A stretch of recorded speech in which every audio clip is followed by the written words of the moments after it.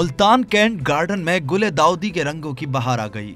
नुमाइश का इफ्तिताह और commander Multan lieutenant general Sarfaraz Sattar ने किया। तालबात ने टेबलोस पेश करके इफ्तिताही तकरीब को 4 चांद लगा दिए।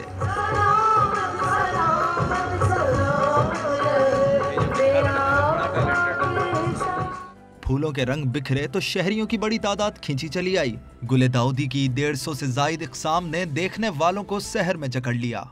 माशाल्लाह बहुत अच्छा प्रोग्राम था, बहुत इंजॉय किए और यहाँ का अरेंजमेंट बहुत अच्छा होता है, सब मेहनत से करते हैं, बहुत अच्छा लगता है। बहुत अच्छा फंक्शन था, अच्छा लगा है बहुत फंक्शन में आके मुझे, और अरेंजमेंट भी बहुत अच्छा था, बहुत अच्छा अरेंज फंक्शन था।